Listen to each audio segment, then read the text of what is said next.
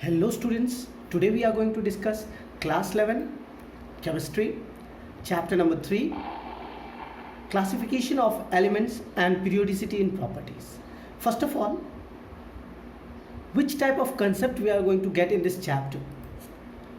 You can see this periodic table organization. In this table you can see alkali metals, alkaline earth metals, transition metals, noble gases, halogens, lanthanides and actinides. The periodic table and the elements. First of all, what is the periodic table? It is the arrangement of elements according to the atomic number. Finally, after so many scientists' effort, finally we have got that the periodic table is arranged according to the periodic table's atomic number. What information is obtained from the periodic table? How can elemental properties be predicted based on the periodic table? Early attempts at classification of elements. The earliest attempt to classify elements was grouping the elements into metals and non metal. सबसे पहले मैं आपको बता दूं कि जैसे ही elements discover होना चालू हुए थे तो उस समय साइंटिस्टों ने सबसे पहले क्या किया, उन्होंने डिवाइड कर दिया ग्रुप्स को कि ये मेटल और नॉन मेटल दो ही प्रकार के एलिमेंट्स होंगे, या तो मेटल होंगे नहीं तो वो नॉन मेटल होंगे. जैसे जैसे एलिमेंट्स का डिस्कवर होना चालू हुआ, उनका properties, physical classifications, chemical classification, ये साइंटिफिक वर्ल्ड में एक रिवॉल्यूशन आ गया कि साइंटिस्ट ने ट्राई करना चाहा कि आखिर किस कैरेक्टर के बेस पर इन सारे एलिमेंट्स को अरेंज किया जाए. तो सबसे पहले वही उन लोगों को दिखा कि जितने भी एलिमेंट्स हैं हर एक एलिमेंट्स को दो ग्रुप में बांटा गया, जिसमें देखा गया कि एक ग्रुप में मेटल की प्रॉपर्टीज़ थी और दूसरे ग्रुप में नॉन मेटल की प्रॉपर्टीज़ थी. So classification of elements, the arranging of elements into different groups on the basis of the similarities in the properties is called classification of elements. कोई पूछेगा आपको what is classification of elements? The arranging of elements into different groups on the basis of similarities in their properties. किसी भी elements की जो similarities होती है उस accordingly जो elements का arrangement किया गया है उसी को क्लासिफिकेशन ऑफ एलिमेंट्स कहा जाता है. The classification of similar elements into groups makes the study of elements easier. अभी तक टोटल 114 डिफरेंट एलिमेंट्स मतलब जाने जाते हैं. वैसे तो टोटल 118 एलिमेंट्स है पीरियोडिक टेबल में, आपने सबका नाम भी देखा होगा, but actually 114 yet found still 4 are unnamed. Early attempts at classification of elements, जब सबसे पहले जब 30 एलिमेंट्स आए हुए थे उस समय में एलिमेंट्स को दो ग्रुप में डिवाइड किया गया था, मेटल और non metal. The defect in this classification was that it had no place for metalloids, elements which have properties of both metal and non metal which were discovered later. तो जैसे इन लोगों ने divide किया metal और non metal में, उस समय इन्होंने जगह छोड़ दिया, मतलब उन्होंने बताया ही नहीं कि अगर मेटलॉइड जिसके अंदर में दोनों टाइप के प्रॉपर्टीज़ होंगे, ऐसा एलिमेंट जिसमें मेटल का भी प्रॉपर्टीज़ होगा नॉन मेटल का भी प्रॉपर्टीज़ होगा, तो उसको कहाँ पर अरेंजमेंट करना है इसके बारे में साइंटिस्ट ने स्टार्टिंग में नहीं बताया जब 30 एलिमेंट्स का डिस्कवर हुआ था. उसके बाद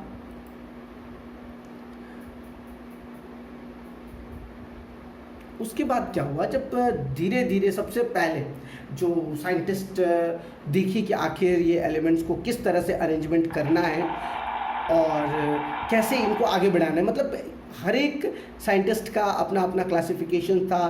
तो सबसे पहले डॉब्रेनर साहब आए. डॉब्रेनर साहब ने अपना ट्रेड्स लॉ दिया. कौन सा लॉ?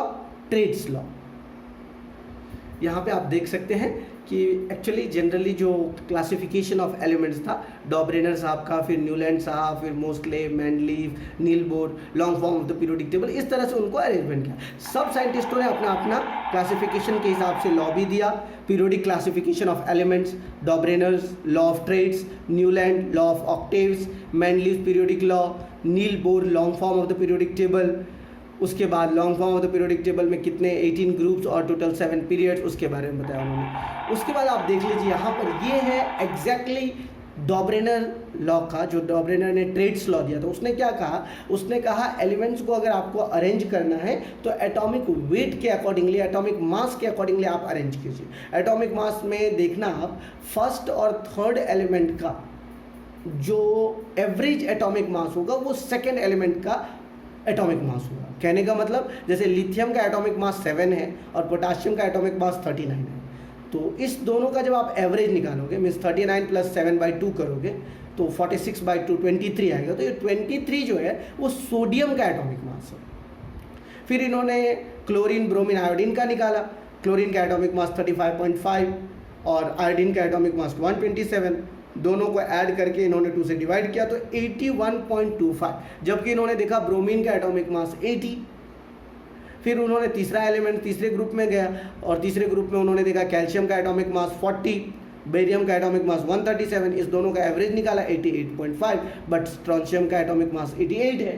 तो इनका जो थ्योरी था, उनका जो ट्रेड्स लॉ था, वो फेल कर गया।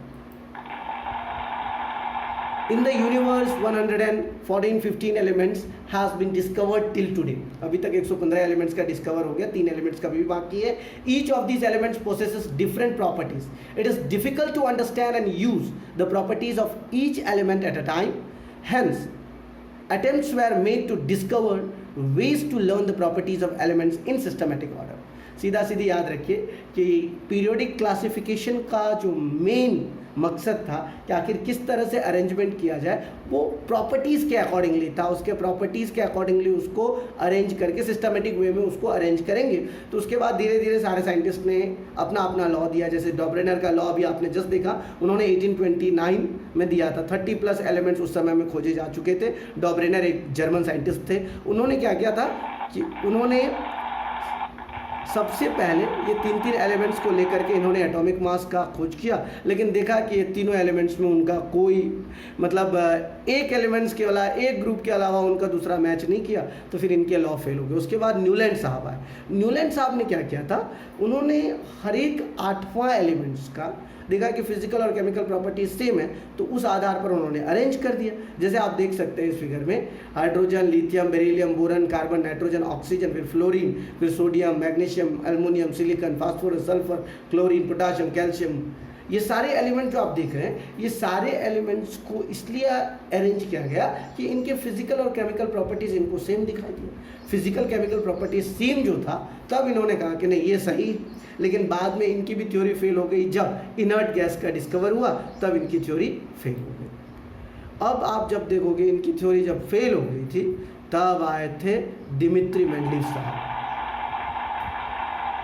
इन 1869 मेंडलीव एंड लॉथर मेयर, दोनों जर्मनी के थे, उन्होंने पब्लिश किया nearly identical classification schemes for elements known to date. अभी तक जितने भी एलिमेंट्स मतलब खोज हो चुके थे, उनको किस तरह से अरेंजमेंट करना है, उसके बारे में इन दोनों साइंटिस्टों ने अपना मतलब खोज जारी किया, एक्सपेरिमेंट जारी किया। The periodic table is based on the similarity of properties and reactivities exerted by the certain elements. इन्होंने कहा देखो, पीरियोडिक टेबल को अगर आप कोई भी व्यक्ति अरेंज करता है तो उसका मेन मकसद होना चाहिए कि उनके प्रॉपर्टीज जो है सेम होना चाहिए, similarity in properties and reactivities.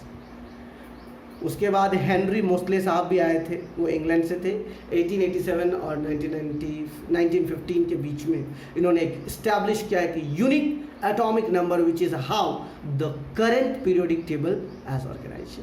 देखो ये डिमेट्री का पीरियोडिक टेबल है जो आपको नीचे ग्रुप में दिख रहा है। इन्होंने सीधा सीधी कहा था देखो, किसी भी एलिमेंट्स को अगर अरेंजमेंट करना है तो उसको आप तभी अरेंज कर सकते हो जब उसकी फिजिकल या केमिकल प्रॉपर्टीज ग्रुप में सेम हो। अदरवाइज उसकी जो रिएक्टिविटी है, जैसे फर्स्ट ग्रुप के जितने भी एलिमेंट्स हैं उसको अगर आप ऑक्सीजन से रिएक्शन करोगे तो सबका ऑक्साइड का प्रॉपर्टीज सेम होना चाहिए। अगर एक ग्रुप में एक एलिमेंट का एसिडिक प्रॉपर्टीज है ऑक्साइड का, तो सारा एसिडिक होना चाहिए। ऐसा नहीं कि एक का एसिडिक होना चाहिए दूसरे का बेसिक होना चाहिए। तो इस आधार पर हमारे मेंडलीव साहब ने क्लासिफिकेशन किया पीरियोडिक टेबल का, एलिमेंट्स को अरेंज किया। उसके बाद जब आपने ये देखा, उसके बाद मोस्ले भी इनके साथ में थे। मोस्ले साहब भी एक नया थ्योरी लेके आए थे। मोस्ले साहब का कहना था कि अगर हम हर एक एलिमेंट्स को अगर गौर से देखें तो इसमें आप देखोगे कि हर एक एलिमेंट्स का जो प्रॉपर्टीज़ है, जैसे किसी के melting point, boiling points, metals, हर एक मेटल्स की बॉइलिंग पॉइंट और मेल्टिंग पॉइंट ज़्यादा होनी चाहिए। तो उस आधार पर मोस्ले साहब ने भी क्लासिफिकेशन किया था। तो आप देख सकते हैं जो ओरिजिनल टेबल था मेंडलीव का, classified elements in horizontal and rows based on their atomic mass. When there was a repeat of properties the elements were placed in the next row. Concluded that similar properties appear at regular intervals when the elements are listed in order of increasing atomic mass। उनका सीधा सीधी कहना था कि elements को atomic increasing atomic mass के आधार पर arrange किया जाए, जिससे उनकी जो प्रॉपर्टीज होगा वो रिपीट, मतलब आप कह सकते हो when there was a repeat of properties of the elements were placed in the next row, मतलब जैसे ही रिपीट होने लगे, जैसे हाइड्रो अभी आपने देखा था कि किस तरह से बेरिलियम के बाद मैग्नीशियम का प्रॉपर्टीज रिपीट हुआ था, और जो ऑलरेडी हमारे न्यूलैंड साहब ने ऑक्टेव्स लॉ में दिया था, लेकिन इन्होंने देखा कि हर एक का प्रॉपर्टीज भी सेम होना चाहिए ग्रुप में, और उनका जो मास है, एटॉमिक मास है, वो भी इंक्रीज होना चाहिए। तो इस आधार पर मेंडलीव साहब ने पीरियोडिक टेबल का अरेंजमेंट किया। तो यहाँ पर आप देख सकते हैं the Mendeleev periodic law, the properties of elements are periodic functions of their atomic masses. उनका सीधा सीधी कहना था कि एटॉमिक मास जो है उनका पीरियोडिक फंक्शंस है, उसी के आधार पर पीरियोडिक टेबल में मैंने एलिमेंट्स को अरेंजमेंट किया। The examined relationship of atomic mass and physical and chemical properties of elements. Chemical properties considered the compounds formed by elements with hydrogen and oxygen, as these two were very reactive, forming compounds with most of the known elements. He arranged the 63 known elements into the 6 horizontal periods and into 8 vertical groups. Periods based on increase in atomic mass and groups based on similarity in properties. तो इन्होंने इस आधार पर periodic table बनाया, जिसमें इन्होंने total उनके समय तक सिर्फ 63 एलिमेंट्स का खोज था, तो उन्होंने 6 हॉरिजॉन्टल पीरियड्स बनाया और 8 वर्टिकल ग्रुप्स बनाया। तो पीरियड जो थे वो इंक्रीजिंग एटॉमिक नंबर के आधार पर थे, और ग्रुप जो थे वो सिमिलैरिटी इन प्रॉपर्टीज के आधार पर थे। तो ये मेन कंसेप्ट था मेंडलीव साहब का कि इस आधार पर उन्होंने पीरियोडिक टेबल का निर्माण किया। Mendeleev arranged the elements in his periodic table order by atomic weight or mass. He arranged the element in period and groups in order of their increasing atomic weight. He placed the elements with similar properties in the same group. वही चीज़ जो मैंने आपको बताया, एक तो सबसे पहला उनका कंसेप्ट था इंक्रीजिंग एटॉमिक मास या एटॉमिक वेट, उसके बाद दूसरा फिजिकल या केमिकल क्लासिफिकेशंस जो थे या फिजिकल या केमिकल प्रॉपर्टीज जो थे वो ग्रुप्स में सेम होना चाहिए। However he did not stick to the arrangement for long. He found out that if the elements were arranged strictly in order of the increasing atomic weights, then some elements did not fit with this scheme of classification. जैसे उन्होंने arrangement किया था तो उन्होंने देखा कि आखिर कुछ एलिमेंट्स हैं जिनका फिजिकल और केमिकल क्लासिफिकेशन सेम नहीं हो रहा है इंक्रीजिंग एटॉमिक मास में। जैसे मतलब उन्होंने जिस आधार पर अरेंज किया था एलिमेंट्स को पीरियोडिक टेबल में, तो उस आधार पर एक तो सबसे पहले according to the increasing atomic weight और atomic mass, the physical and chemical classifications or chemical properties were not matching. Therefore, he ignored the order of atomic weight in some cases. तो उन्होंने कुछ केसेस में क्या किया, बहुत सारे elements का जो एटॉमिक वेट ज़्यादा भी था उसको इग्नोर करके उन्होंने फिजिकल और केमिकल क्लासिफिकेशन को प्रायोरिटी दिया। For example, the atomic weight of iodine is lower than the tellurium.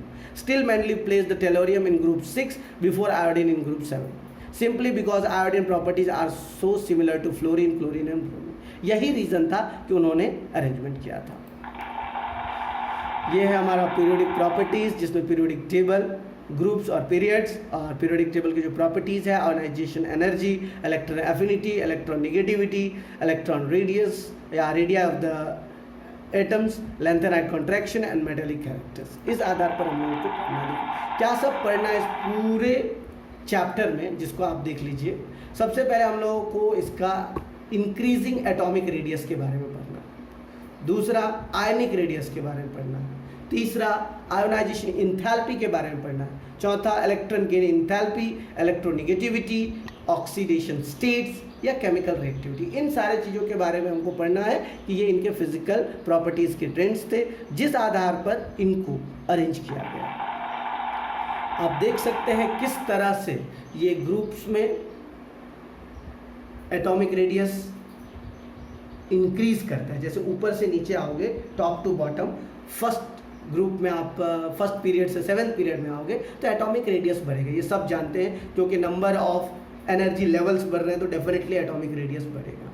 लेकिन जब ये लेफ्ट टू राइट जाएंगे पीरियड्स में तो एटॉमिक रेडियस घटेगा। Ionisation energy left to right बढ़ेगा, electron affinity left to right बढ़ेगा, इलेक्ट्रॉन एफिनिटी बॉटम से टॉप पर बढ़ेगा, आयोनाइजेशन एनर्जी बॉटम से टॉप पर बढ़ेगा, metallic character left to right घटेगा, non metallic character left to right बढ़ेगा। तो ये इनके कुछ प्रॉपर्टीज़ थे जो एक एक करके मैं आपको सारा प्रॉपर्टीज़ बताऊँगा।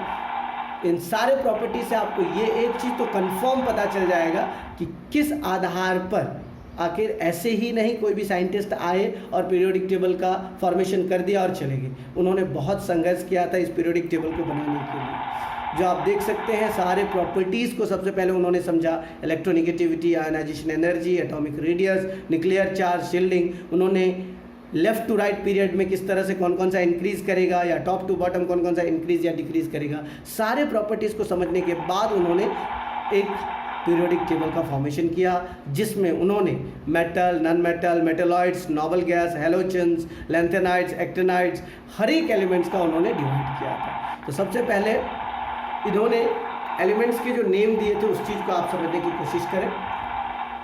तो families of the periodic table में आप देख लीजिए, पहले ग्रुप का जो एलिमेंट है जिसको अल्कली मेटल्स कहा जाता है, सेकेंड ग्रुप को अल्कलाइन अर्थ मेटल, 3 से लेके 12 तक को ट्रांजिशन मेटल जिसको डी ब्लॉक एलिमेंट्स भी कहा जाता है, फर्स्ट और सेकेंड ग्रुप को एस ब्लॉक एलिमेंट्स कहा जाता है, थर्ड से लेके 12 तक को डी ब्लॉक एलिमेंट्स, 13 से लेके 18 तक को पी ब्लॉक एलिमेंट्स, और नीचे में जो आप 2 लाइन देखोगे वो एफ ब्लॉक एलिमेंट्स हैं। तो यहाँ पर फर्स्ट ग्रुप और second group, first group alkali metals, second group alkaline earth metals, third से लेके 12 तक ट्रांजिशन मेटल्स, 13 से लेके 18 तक पी ब्लॉक एलिमेंट्स में ग्रुप नंबर 16 को चैल्कोजन, 17 को हैलोजन और 18 को नोबल गैसेस। अब आप देखोगे जब ये सारी प्रॉपर्टीज जब आपने देख ली तो अब इलेक्ट्रॉनिक कॉन्फ़िगरेशन जो आपको मैंने बताया अभी just S block, P block, D block, F block, कि किसी भी एलिमेंट का जो लास्ट इलेक्ट्रॉन उनके जो डिफरेंट ऑर्बिटल्स है, S orbital, P orbital, D orbital या एफ ऑर्बिटल, इन जो भी एलिमेंट्स का जो वैलेंस सेल है, लास्ट आउटर मोस्ट सेल है, उसमें लास्ट इलेक्ट्रॉन जिस ऑर्बिटल में जाता है वो उस ऑर्बिटल का मतलब उस ब्लॉक का वो एलिमेंट कहलाएगा। जैसे an element whose last electron enters into the s orbital is called s block elements, and elements whose last electron enters into the p block p orbital is called p block elements, and elements whose last electron enters into the d orbital is called d block elements, and elements whose last electron enters into the f orbital is called f block elements। उसके बाद ये जो electron का behaviour है, the periodic table can be classified into the metal, metalloids, non-metal, transition metals and inner transition metals। metals में देख लीजिए alkali, alkaline, transitions, और नॉन मेटल्स में नोबल गैस, हैलोजेंस या चैल्कोजेंस, जो आपने पहले भी देखा अभी जस्ट किस आधार पर उनको डिवाइड किया गया था। अब आ जाइए इनके ट्रेंड्स के ऊपर में कि एटॉमिक रेडियस कैसे बढ़ता है ग्रुप में या पीरियड में। The atomic radius of an element is a measure of the size of its atoms, usually the distance from the nucleus to the boundary of the surrounding cloud of electrons।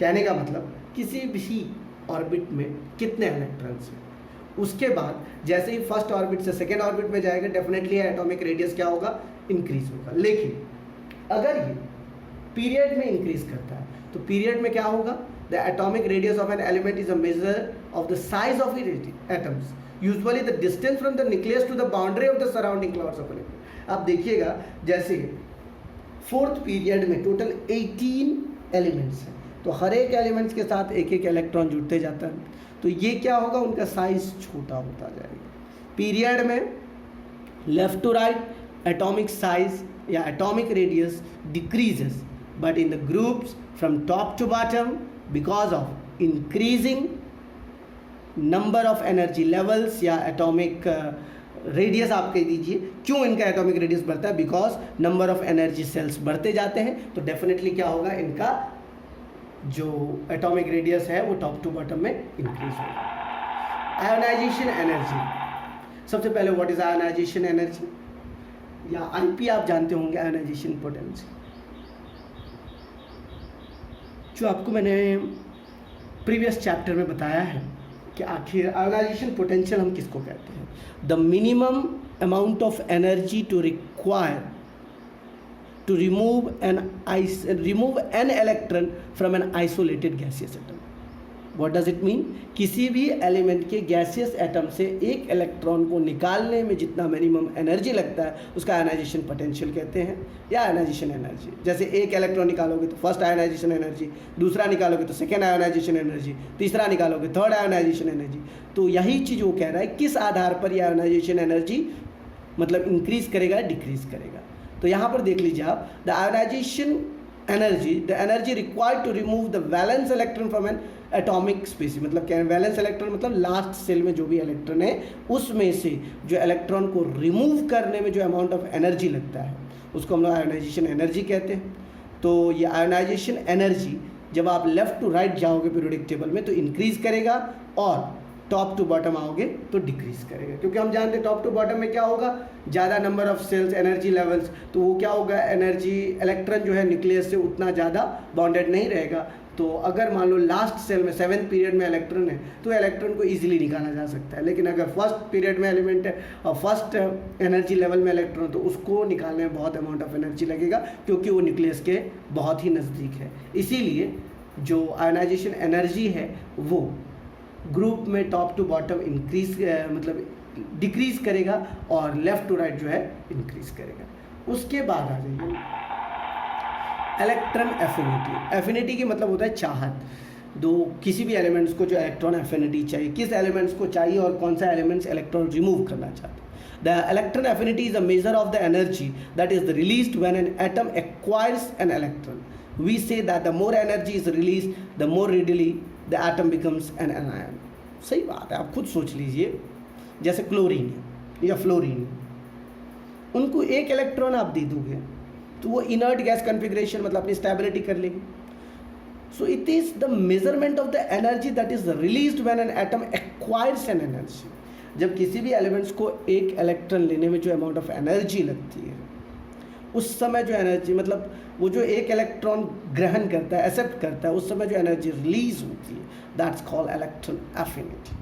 और ये जब आप period में left to right जाओगे तो electron affinity increases और top to bottom आओगे तो इलेक्ट्रॉन एफिनिटी डिक्रीजेस। तो यहाँ पे आपने ये चीज़ बहुत स्पष्ट किया कि आखिर किस तरह से पीरियड या ग्रुप्स में इलेक्ट्रॉन एफिनिटी इंक्रीज या डिक्रीज करते हैं।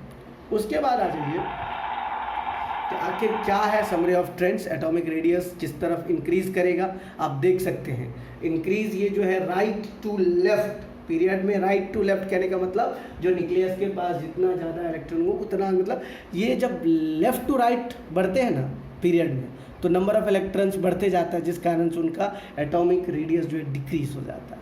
यही रीज़न है कि यहाँ पे आप देख सकते हैं atomic radius left to right decreases in period but in top to bottom it increases। Electron affinity या इलेक्ट्रॉन नेगेटिविटी या आयोनाइजेशन एनर्जी ये पीरियड में लेफ्ट टू राइट इंक्रीज करते हैं और ग्रुप्स में टॉप टू बॉटम डिक्रीज करते हैं। तो ये एक छोटा सा समरी था हमारा इस पूरे टेबल का। अब आ जाइए इनका जो प्रॉपर्टीज़ है, हर एक एलिमेंट्स का एक डिफरेंट प्रॉपर्टीज़ है। A chemical elements is a species of atoms having the same number of protons in their atomic nuclei, that is the same atomic number or Z. 118 elements are identified, of which the first 94 occur naturally on Earth, with the remaining 24 being synthetic elements. There are 80 elements that have at least one stable isotopes and 30 that have exclusively radionuclides, which decay over time to other elements. Iron is the most abundant element by mass, making up Earth, while oxygen is the most common element in the earth crust. Chemically, elements constitute all of the ordinary matters of the universe. However, astronomical observations suggest that ordinary observable matter makes up only about 15% of the matter in the universe. The remainder is dark matter. The composition of this is unknown, but it is not composed of chemical elements. The two lightest elements are hydrogen and helium, were mostly formed in the Big Bang and are the most common elements in the universe. The next three elements are lithium, beryllium and boron, which are formed mostly by cosmic ray spallation and thus rarer than heavier elements. तो यहाँ पर क्या हुआ कि सबसे पहले दो तीन चीज़ों का महत्व पता चला कि कोई भी एलिमेंट्स किस आधार पर प्राप्त किए गए, कितने एलिमेंट्स हमें नेचुरली मिला, कितने हमें आर्टिफिशियली हमने प्रिपेयर किया, उसके बाद कि ऑर्डिनरी किस तरह से एब्जॉर्ब हुए, जैसे किसी भी एलिमेंट्स का 15% जो कंपोजिशंस है वो किस तरह से हमें प्राप्त हुए, कितना डार्क मैटर है, कितना लाइट मैटर है। जो सबसे पहले दो एलिमेंट्स मिले थे हाइड्रोजन और हीलियम, ये दोनों बिग बैंग थ्योरी में जो अभी भी आप लोग जानते होंगे सन जो है यही दोनों के रिएक्शन से अभी भी जल रहा है।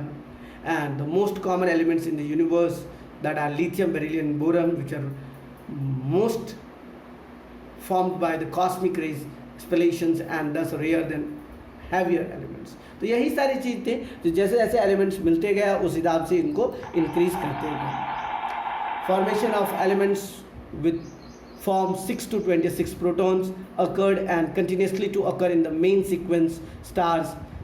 Stellar nucleosynthesis, the high abundance of oxygen, silicon and iron on the earth reflects their common productions in such stars. Elements with greater than 26 protons were formed by supernova nucleosynthesis in supernovae, which when they explode blast these elements as supernova remnants for into the space where they may be become incorporated into planets when they are formed। सबसे पहले आपको एक चीज़ बता दूं कि हर एक element का एक अपना अपना प्रॉपर्टीज होता है। जैसे 6 to 26, 6 किसका है, कार्बन का, 26 आयरन का। जब ये एलिमेंट्स अकर हो चुके थे तो इनको एक सीक्वेंस स्टार में बांट दिया गया कि एक जो है स्टेलर न्यूक्लियोसिंथेसिस हो जाएगा, जैसे ऑक्सीजन, सिलिकॉन, आयरन, ये जब अर्थ में आ गए थे तो इन सबको जो है ये जैसे ही स्टार्स की रोशनी इस पर पड़ेगी ये जो है रिफ्लेक्ट करना चालू हो जाएंगी। They start and iron on the earth reflects their common production in such stars. Elements with greater than 26 protons are formed by supernova nucleation। जैसे 26 एटॉमिक नंबर से ज़्यादा 27 से लेकर के अभी जो 118 तक जो भी एलिमेंट्स थे उनको दो पार्ट में इन्होंने बांटा। Supernova nucleosynthesis in supernovae which they were explode blast and this elements are called supernova nebulas. जो आप लोग यूरेनियम से 113 तक जो आपने देखा था हर एक एलिमेंट्स को, उस आधार पर इन्होंने बांटा कि जिस तरह से कि आखिर ये सुपरनोवे के रूप में अरेंज हो सके। 6 to 26 तक तो सही था, लेकिन 26 के बाद इन्होंने सुपरनोवा न्यूक्लियोसिंथेसिस और सुपरनोवा के रूप में इन्होंने। The term element is used for atoms with a given number of protons regardless of whether or not they are ionized or chemically bonded। Hydrogen in water, मतलब इन्होंने फिर उसके बाद क्या किया, केमिकल रिएक्शंस किया। केमिकल रिएक्शंस में देखा कि कौन कौन से एलिमेंट्स हाइड्रोजन गैस के साथ रिएक्शन करते हैं और अपना कंपाउंड का फॉर्मेशन करता है। तो जैसे ही ये सजेस्ट हुआ तो फिर इनको एक्सेप्ट किया गया इस थ्योरी को और धीरे धीरे सारे एलिमेंट्स के एलोट्रॉप्स को फाइंड किया गया जिनका एटॉमिक नंबर तो same but mass number different होता था। उस आधार पर फिर इनको बांटा गया। When the different elements are chemically combined with the atoms held together by chemical bonds and they form chemical compounds, only a minority of elements are found uncombined as relatively pure minerals। Among more common of such native elements are copper, silver, gold, carbon as coal, graphite or diamonds and sulfur। ये सारे element जब धीरे धीरे मतलब discover होना चालू हो गए थे तो उसके आधार पर इन्होंने केमिकल रिएक्शंस किया। केमिकल रिएक्शन में इन्होंने केमिकल बॉन्ड बनाया। केमिकल बॉन्ड कहने का मतलब कंपाउंड्स के रूप में इन्होंने फॉर्मेशन किया। उसके बाद मिनरल्स को इन्होंने देखा, फिर एलिमेंट्स उन लोगों को कॉपर, सिल्वर, गोल्ड, कार्बन, कोल, ग्रेफाइट, डायमंड्स, ये सारे एलेक्ट्रॉन्स जब उनको मिलना चालू हो गया फिर उन्होंने नोबल गैस को देखा, फिर नोबल मेटल्स को देखा। उस आधार पर उन्होंने हर एक एलिमेंट्स को डिवाइड किया। जैसे एयर के अंदर में कौन कौन से गैस जो है मिक्सचर के रूप में फॉर्म है, जैसे नाइट्रोजन, ऑक्सीजन, आर्गन, ये सारे जो है गैसियस फॉर्म में है। सॉलिड फॉर्म में कौन कौन से है जो एलॉयस है लाइक आयरन और निकल। तो इस आधार पर इन्होंने पीरियोडिक टेबल के एलिमेंट्स को क्लासिफाई किया। The history of the discovery and the use of elements began with the primitive human societies that found native elements like carbon, sulfur, copper and gold. Later civilizations extracted elements copper, tin, lead and iron from their ores by smelting using charcoal. All chemists and chemists subsequently identified many more. Almost all of the natural occurring elements were known by 1900 ईस्वी तक हर एक elements का पता लग गया था कि कौन कौन सा एलिमेंट्स है किस एलिमेंट से उनके कितने एलोट्रॉप्स है, कितने आइसोटॉप्स है, इस आधार पर हर एक एलिमेंट्स का मतलब क्लासिफिकेशन की एक होड़ आ गई कि नहीं, अब हर एक एलिमेंट्स का क्लासिफिकेशन बन सकता है। The properties of the chemical elements are summarized in the periodic table, which organize the elements by increasing atomic number into the rows, periods in which column groups share the recurring periods, physical and chemical properties, save for unstable radioactive elements with the short half lives. All the elements are available industrially, most of them in the low degree of impurity. सबसे पहले क्या किया गया कि उसको period बनाया गया, group बनाया गया, पीरियड में according to increasing atomic number, group में according to the same physical and chemical properties के आधार पर इनको बांटा गया। उसके बाद हाफ लाइफ टाइम पीरियड दिखा गया, कौन कौन से इम्प्योरिटीज़ है, कौन कौन से इंडस्ट्री में यूज़ हो सकते हैं, कौन कौन से इंडस्ट्री में यूज़ नहीं हो सकते हैं। तो आप सब जानते हैं एटॉमिक नंबर क्या है। The atomic number of an element is equal to the number of protons in each atom and defines the element. For example, all carbon atom contains 6 protons in their atomic nucleus. So the atomic number of carbon is 6. Carbon atoms may have different number of neutrons. Atoms of the same element having different numbers of neutrons are known as isotopes of the element. कहने का मतलब आप सब जानते हैं कि किसी भी एलिमेंट के जो न्यूक्लियस में प्रोटॉन और न्यूट्रॉन्स होते हैं उन दोनों का सम ही हमारा एटॉमिक नंबर कहलाता है। The atomic number of an element is equal to the number of protons in each atom and defines the जो एटॉमिक नंबर है वो नंबर ऑफ प्रोटॉन्स है और एटॉमिक मास जो है वो sum of neutrons and protons. Neutrons और protons इन दोनों का जो सम होगा वो एटॉमिक मास कहलाएगा और एटॉमिक नंबर जो है कितने नंबर ऑफ प्रोटॉन्स जो न्यूक्लियस में प्रेजेंट है वो उसका एटॉमिक नंबर। जैसे कार्बन के पास 6 प्रोटॉन्स है तो उसका एटॉमिक नंबर 6। तो ये 6 जो है वे इसको डिफरेंट न्यूट्रॉन्स हो सकते हैं लेकिन एटॉमिक नंबर मतलब प्रोटॉन सेम रहेगा लेकिन न्यूट्रॉन्स डिफरेंट होने के कारण इसके डिफरेंट आइसोटोप्स है। जैसे आपने सुना होगा C12, C13, C14।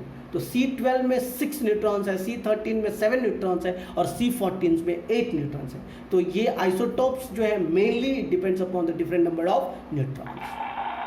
The number of protons in the atomic nucleus also determines its electric charge, which is turn determines the number of electrons of the atom in the non-ionized state. The electrons are placed into the atomic orbitals that determines the atom's various chemical properties. The number of neutrons in a nucleus usually has very little effect of an element's chemical properties, except in the case of hydrogen and deuterium. Thus, all carbon isotopes have nearly identical chemical properties because they all have 6 protons and 6 electrons. Even though carbon atoms may, for example, have 6 or 8 neutrons, that is why the atomic number rather than mass number or atomic weight is considered that identify characteristics of a chemical element. The symbol for atomic number is J. हम सब जानते हैं कि आखिर isotopes में क्या होता है, एटॉमिक नंबर्स तो सेम होगा बट मास नंबर डिफरेंट होगा। तो मास नंबर कैसे डिफरेंट होता है आपको पता होना चाहिए कि आखिर जितना एटॉमिक नंबर है मतलब टोटल नंबर ऑफ प्रोटॉन्स उतना ही होगा। तो जितना प्रोटॉन होगा उतना ही इलेक्ट्रॉन होंगे। तो बढ़ेगा तो क्या बढ़ेगा, सिर्फ और सिर्फ न्यूट्रॉन्स बढ़ेंगे। न्यूट्रॉन्स बढ़ेंगे तो उस आधार पर क्या होगा, इनका एटॉमिक मास बढ़ेगा।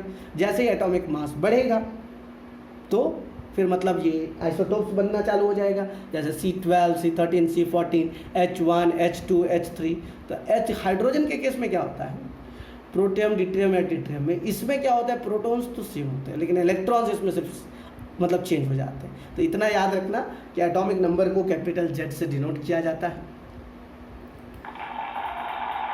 ये जो आइसोटोप्स मैंने आपको जितना भी बताया किसी भी एलिमेंट्स का वो स्पेसिफाई डिपेंड करता है कितना परसेंटेज वो नेचर में एग्जिस्ट करता है, उसका स्पेसिफिक परसेंटेज कितना है और किस आधार पर वो आइसोटोप्स है। Isotopes are atoms of the same element, that is with the same number of protons in their atomic nucleus but having different number of neutrons. Thus, for example, there are 3 main isotopes of carbon. All carbon atoms have 6 protons in the nucleus but they have either 6, 7 or 8 neutrons. Since the mass number of these carbons are 12, 13 and 14 respectively, the 3 isotopes of carbon are known as carbon 12, carbon 13 and carbon 14, often abbreviated to C12, C13 and C14. Carbon in everyday life and in chemistry is a mixture of carbon 12 about 98.9%, carbon 13 about 1.1% and 1 atom per trillion of carbon 14. तो ये थे हमारे carbon के isotopes. Most 66 of 94 natural occurring elements have more than one stable isotopes, except for the isotopes of hydrogen, which differ greatly from each of other in the relative mass enough to cause the chemical effects. The isotopes of a given elements are chemically nearly indistinguishable. अभी आप समझ लो 94 जो natural occurring elements उसमें से 66 ऐसे elements हैं जिनका एक स्टेबल आइसोटोप्स है, और ये स्टेबल खाली हाइड्रोजन को छोड़ लीजिए, बाकी जो भी एलिमेंट्स हैं उनका एक स्टेबल आइसोटोप्स है. ये आइसोटोप्स जो है आपको chemically they are nearly indistinguishable, जो केमिकल प्रॉपर्टीज पर आप उनको अलग नहीं कर सकते. लेकिन वहाँ पर जब न्यूट्रॉन डिफरेंट पाए जाते हैं. All of the elements have some isotopes that are radioisotopes, although not all of these radioisotopes occur naturally. The radioisotopes typically decay into the other elements upon radiating an alpha or beta particles. If an element has isotopes that are not radioactive, these are termed as stable isotopes. All of the known stable isotopes occur naturally, that is called primordial isotopes. तो यही थे कि आखिर कितने elements हैं जिनका isotopes हो सकता है. Isotopes the many radio isotopes that are not found in the nature have been characterised after being artificially made.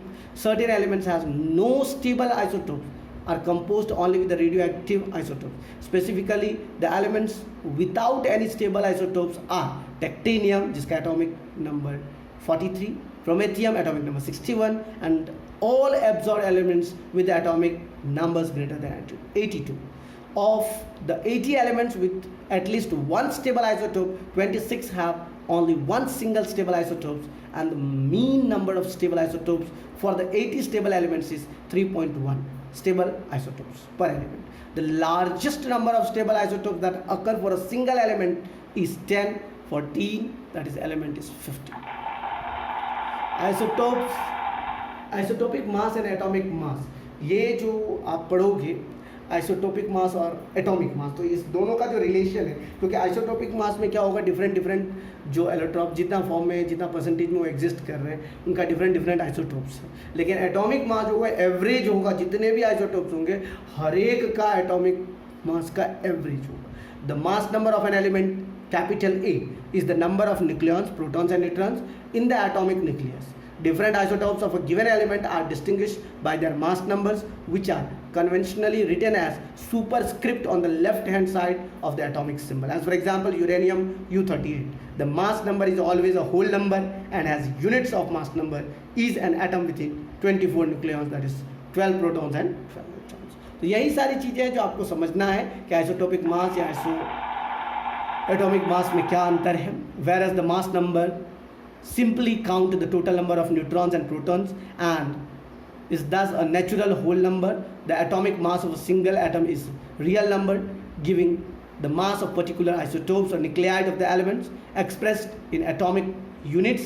In general, the atomic mass or mass number of a given nucleus differ in the value slightly from its atomic mass, since the mass of each proton and neutron is not exactly one unit.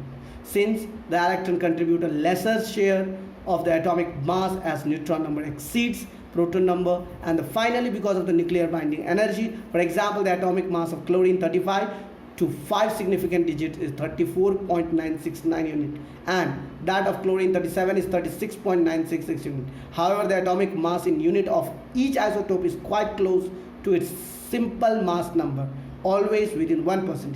The only isotope whose atomic mass is exactly a natural number is called carbon 12, which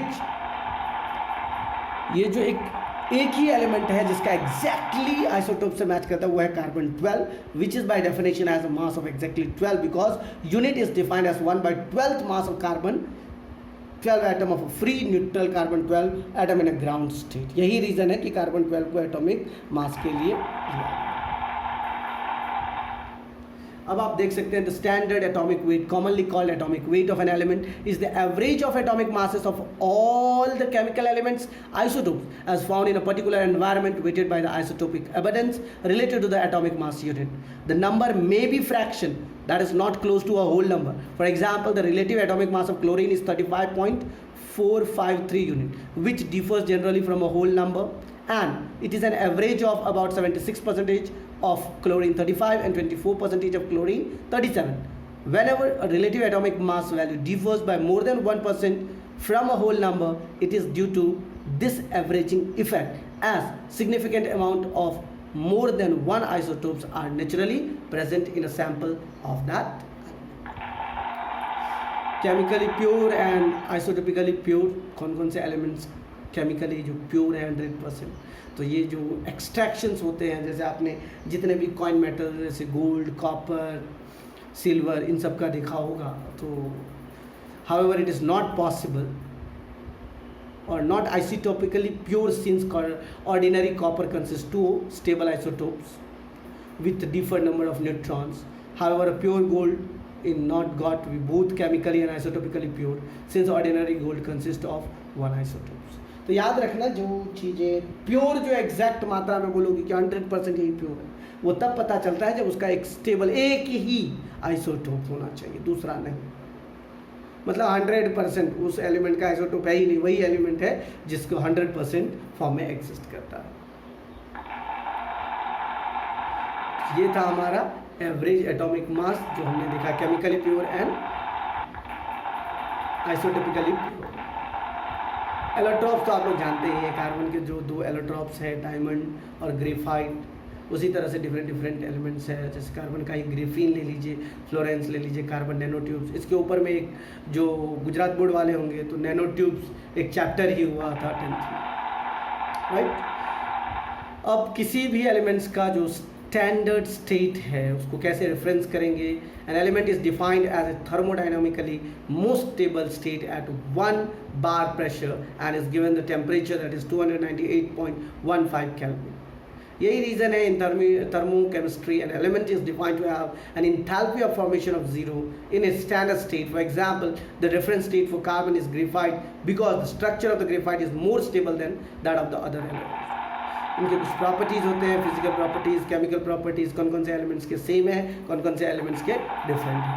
उसके कुछ general properties है, जैसे melting point, boiling point, कौन से metal है, non metal है, कौन से कंडक्टर है, बैड कंडक्टर्स है, कौन से अर्थ मेटल है, actinide series, alkali metals, alkaline earth metals, halogens, चैल्कोजेंस, lanthanides, post transitions, metalloids, polyatomic, non metals, diatomic metals, noble gases, ये सारे कुछ प्रॉपर्टीज़ है जिस आधार पर पीरियोडिक टेबल में उनको बांटा गया है। कौन कौन से स्टेट, फिजिकल स्टेट्स जो होते हैं, जैसे सॉलिड, लिक्विड और गैस में कौन कौन से एलिमेंट्स एग्जिस्ट करते हैं, और जितने भी मेटल्स हैं उनका melting point, boiling point high है, नॉन मेटल्स है उनका लो है।